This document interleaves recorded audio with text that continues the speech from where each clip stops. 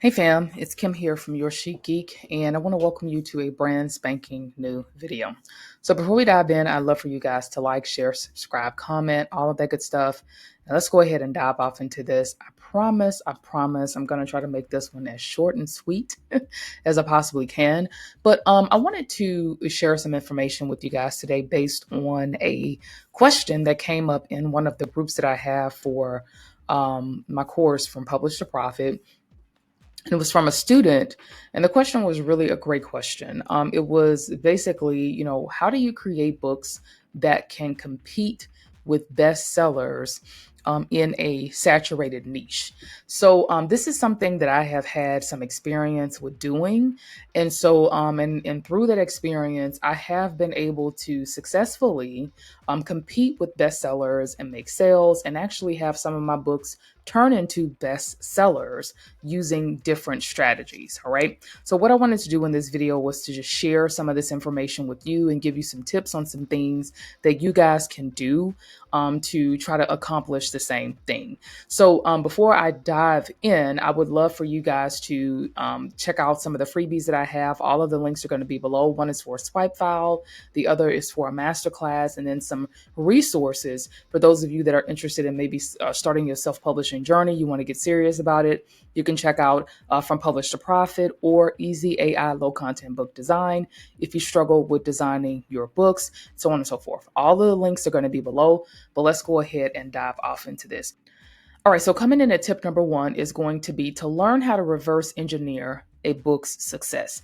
I honestly didn't know this is what I was doing when I would go into niches that are really saturated and try to compete with the bestsellers.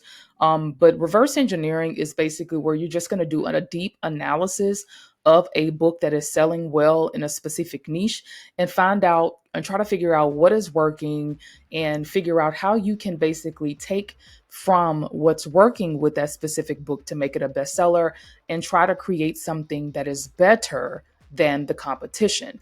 So what I've been doing here lately is I have been using tools like BookBeam and then also Publisher Rocket's ASIN feature to help me along with this. So I'm going to show you really quickly the BookBeam tool and feature that I've been using and how you can use this yourself. All right, so with the BookBeam tool, what you're going to first have to do is find the ASIN of a bestseller. So the easiest way to do this is, for example, this is one of the popular books by Coco Wheel that's called Girl Moments. It's killing it, crushing the game right now. But what you're gonna do is scroll all the way to the bottom of this book, and then you're going to go where the ASIN is. You're going to highlight the ASIN and copy this number because you're going to need to use this and to add this to the BookBeam feature that I'm going to show you guys how to use really quickly to do a reverse kind of engineering of a book.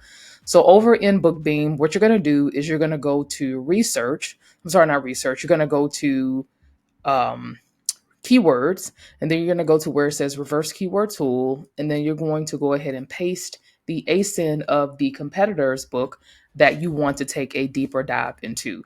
So there's several things that are going on here that can help you reverse engineer a book's success. So the first things first is that we can come down here to the keyword section to look at the keywords that this book is ranking for and see if there are some keywords that we can potentially add to the back end of our books, and or basically if there's some keywords that we can use to create new products from based on what they are ranking for. So basically, you can just come through the list. You can look at the opportunity score. It's going to give you opportunity scores. The ones in the green are good. And then the demand score, green is good. So you can look at that. You can look at the number of competitors that you're going to be running against. You can also look at the search volume. So it has all of that information here, which is very helpful to just give you a quick bird's eye view of what you're up against. All right. Now, the thing that I love the most about this is underneath the book, you can actually see this tool here that says Analyze. So what you'll do is you'll click on Analyze here, and this is going to basically analyze the book and is going to give you some more information about it. So if you come down here, you're going to see that it's going to give you some information about the reviews and ratings. It's going to show you what categories this book is placed in. So what you'll do is click See More. You'll see all of the categories that the book is placed in. It's going to give you information about the book description. It's going to give you some brief information about the A plus content and so on and so forth. So again, this is just a quick bird's eye view of information that you can use to kind of take a look at the book that you're trying to create something against, and so on and so forth. Another thing that you want to do is with the A plus content, you can just kind of glance at the A plus content yourself, and we can see that the A plus content for this book is well done. They're using 1, 2, 3, 4, 5 modules, which I think is 6 is about max. And maybe I'm wrong on that, but I think it is 6 max. They're showing the interiors of this coloring book. They're also showing some coloring pages that have been colored, which is really nice, and so on and so forth. So that is how, though, you can go through and use this tool in order to kind of do a reverse engineer really quickly of a best-selling book to see what it is that you can do to try to optimize your book and make yours rank higher and stand out more. So I just wanted to show you guys that. All right, so tip number 2 is to use negative feedback to your advantage. I think a lot of people really skip this tip, and this is something that a lot of people don't pay attention to, but you definitely don't want to ignore bad reviews from your competitors. So with these reviews, what you can do is look at criticisms or flaws from customers that they mention about the book and turn them into strengths for your book that you're working on. So as an example, if you went into a activity book and you wanted to create an activity book, and maybe you saw that the competitor that you're looking at has 100 puzzles in their book, but customers said that, they wish they saw more puzzles. Well, there's an opportunity for you to add more puzzles to your book. So maybe instead of adding just 100 different puzzles, maybe you can add 130, 140. Those are definitely little things that you can do to outshine and outdo the competition that will make a huge difference. So that's something to consider. All right, so tip number 3 is to definitely step up your A plus content. This is something that I think a lot of people overlook, but A plus content can definitely help you present your book in a way that will make it stand out and really endear people to your listing. So here's a quick example that I'm going to show you. All right, so here's a great example of a gardening logbook and a planner that someone created back in 2023. I know a lot of people say, oh, low content books don't sell. Well, this is an example of a low content book that is done right. So one thing we can definitely take away from here is the cover design and all of that. That looks really good. The title is great. It's really simple and to the point. It's a bestseller, but let me show you what is really making this stand out to me, and that is the A plus content. So if you guys are not using A plus content in your for your books to showcase your books, you're definitely missing out on an opportunity to definitely use it to display your book beautifully and to draw in more sales. And I can just say for me, looking at this low content and how well it was done, it definitely draws me in and it makes me want to buy this. If I were a gardener, I definitely would probably buy this logbook because this looks really well done. You can see here they have the 4, I think it's 4 modules. So they have 1, 2, 3, 4 modules here.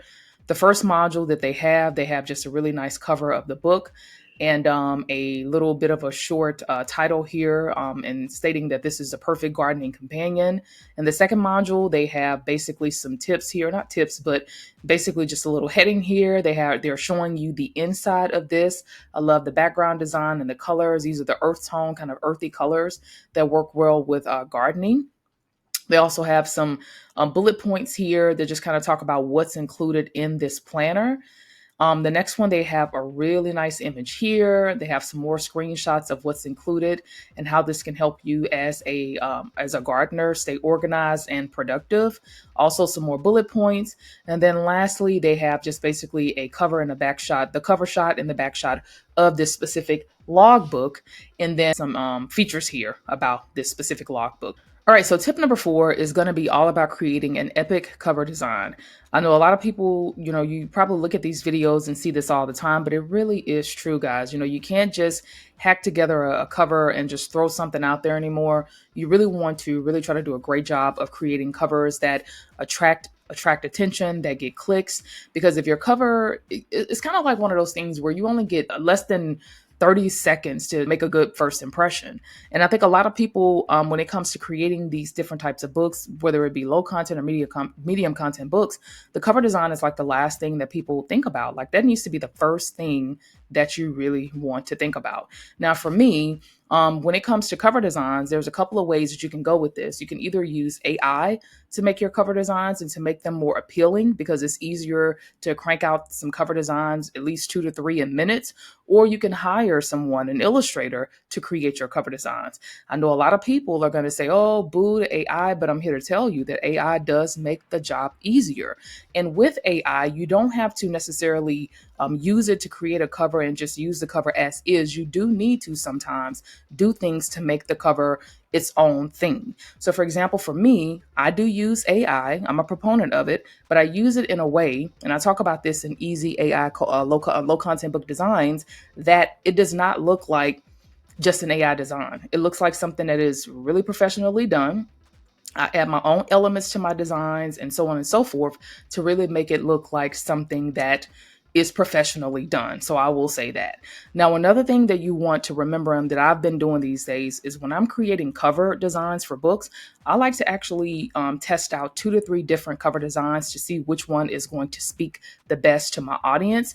I found that sometimes, a cover design just doesn't work. And so sometimes you have to go back, redo it, and tweak and tweak and tweak until you find something that does. So I wanted to share that information with you guys. All right. Tip number 5 is to expand your one book into a product line. This is something I talk a lot about in From Publish to Profit, but this is a great strategy. And this is something that I see a lot of people, even though they have bestsellers like the guy or the gardening book that we just looked at, they don't have any other books to make a complete line from the one book. That gardening book could easily turn into a line of products that person can create specifically for gardeners. But that is something that I, again, don't see a lot of people doing. So what I would highly recommend to say to you guys is that if you have one book that you're creating, don't just stop at the one book.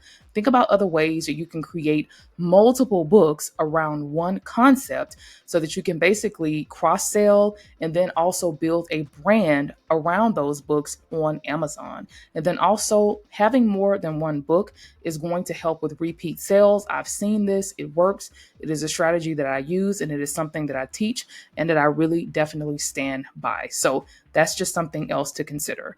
And tip number 6 is to definitely, where you can, choose less competitive categories to add to your books. Now, I'm not saying to go category squat. I've seen people do that, and that's just, don't do that, because you will get dinged from Amazon.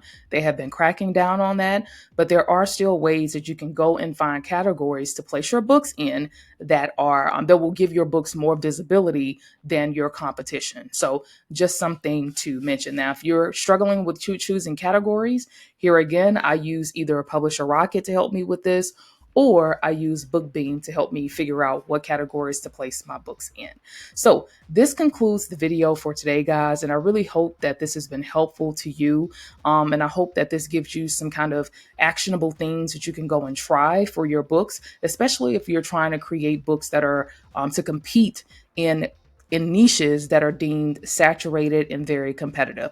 So I'd love to know your thoughts about this. If you guys are creating low content or medium content books, what are you guys doing to try to compete in the saturated niches or ones that are competitive? Or what are you kind of working to do right now to try to get your books to stand out as much as you can and to make sales? Drop your comments below in the comments. Drop your comments below in the comments. I'd love for you guys to leave a comment. Let me know, and I will see you guys in the next video. Okay? Cheers, and see you next time.